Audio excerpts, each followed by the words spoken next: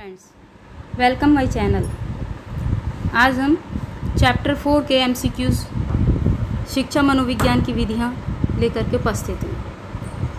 हमारा पहला क्वेश्चन, इसमें तथ्यों एवं संप्रतियों के अन्वेषण में सन्निहित व्यवस्थित प्रक्रियाओं के रूप में मनोविज्ञान की विधियों को परिभाषित किया गया है।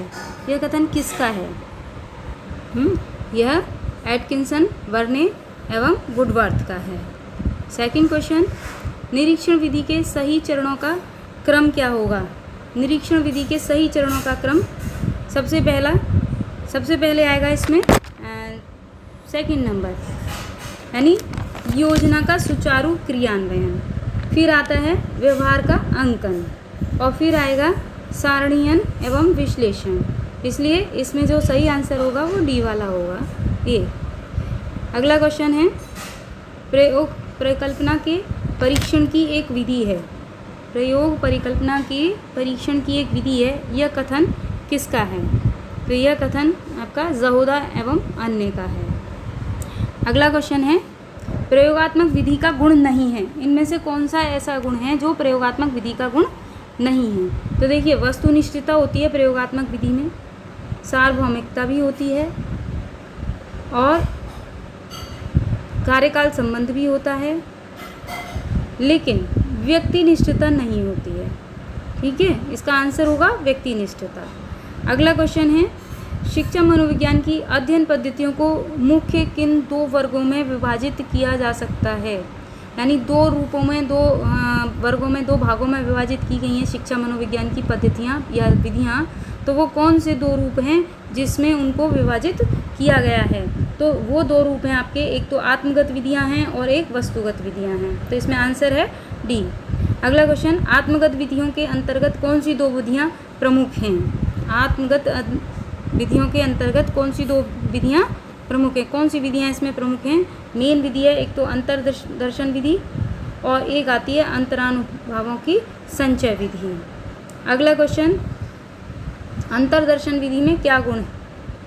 अंतर्दर्शन विधि में क्या गुण हैं? सबसे पहली चीज़ तो कि विषय को बहुत आनंद आता है, नहीं। दूसरा, खूब खाने पीने को मिलता है।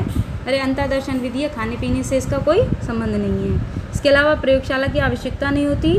और लास्ट इसमें है, पशुओं तथा बच्चों के ऊपर सरलता से प्रयोग की जा सकती है। अंतर्दर्शन विधि स्वयं के ऊपर ज़्यादातर प्रयोग की जाती है, पशुओं के ऊपर तो प्रयोग करने का प्रश्न ही नहीं उठता है। दूसरे, इसमें सबसे मुख्य बात जो है वो ये है कि इसमें प्रयोगशाला की आवश्यकता नहीं होती। इसका आंसर सी होगा।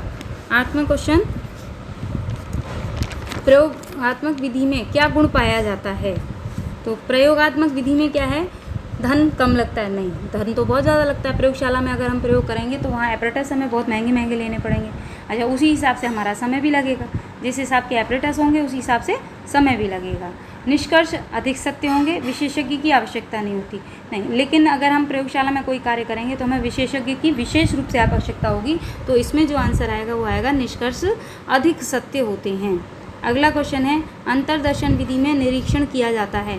किसका निरीक्षण किया जाता है? तो जैसा अभी हमने पहले बताया था कि अंतर्दर्शन विधि में जो है आत्मगत विधियां हैं, अपने उससे जो है करने की। दूसरे जो अंतर्दर्शन विधि है वो पशुओं पर या बच्चों पर नहीं बल्कि स्वयं के ऊपर की जाती है। तो इसका आंसर उसी के आधार पर अपना अध्ययन, अपना निरीक्षण किया जाता है। इसका आंसर होगा अपना निरीक्षण किया जाता है, बी नंबर।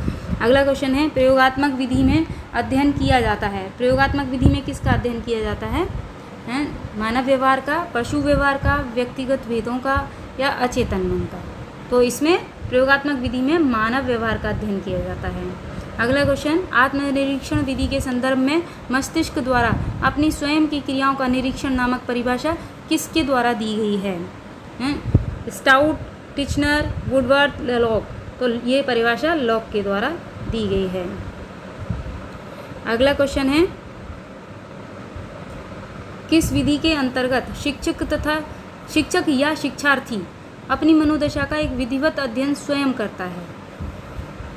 शिक्षक या शिक्षार्थी अपनी मनोदशा का, अपने आप का अध्ययन कब करेगा? वो जब आत्मनिरीक्षण करेगा। यानी उसमें इसमें जो आएगा आंसर वो आएगा आत्मनिरीक्षण विधि के अंतर्गत। अगला किसका कहना है? अंतः प्रेक्षण ही अंतर्दर्शन है।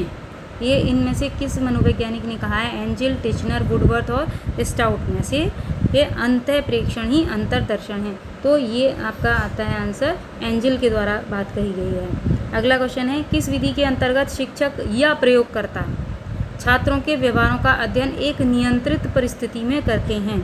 किस विधि के अंतर्गत वह करते हैं? शिक्षक हो या फिर प्रयोगकर्ता हो? तो प्रयोगकर्ता हो या शिक्षक हो, छात्रों के व्यवहारों का अध्ययन कहाँ करेंगे?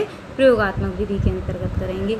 अगला क्वेश्चन है, जब निरीक्षणकर्ता और घटना दोनों पर नियंत्रण करके अध्ययन किया जाए, यानी निरीक्षणकर्ता पर भी नियंत्रण हो और घटना पर भी नियंत्रण हो, तो इस प्रकार का निरीक्षण क्या कहलाता है?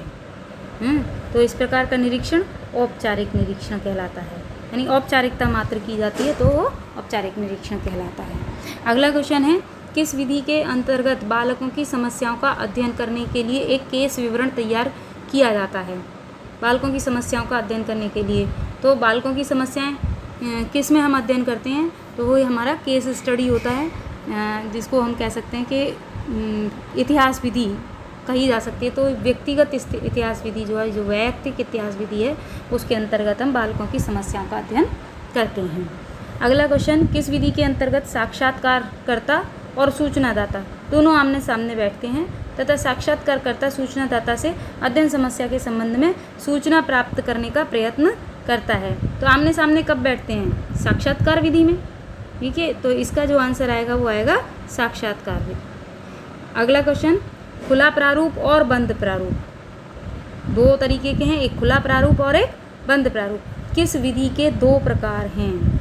ओपन लूप और क्लोज लूप जिसको कहते हैं, ये किस विधि के प्रकार हैं? प्रश्नावली, निरीक्षण, साक्षात्कार और प्रयोगात्मक। तो ये इसका आंसर है आपका प्रश्नावली विधि। प्रश्नावली विधि के दो प्रकार हैं ये, खुला प्रारूप और बंद प्रारूप। धन्यवाद। यदि वीडियो पसंद आई तो आप इसे लाइक कीजिए, शेयर कीजिए और सब्सक्राइब भी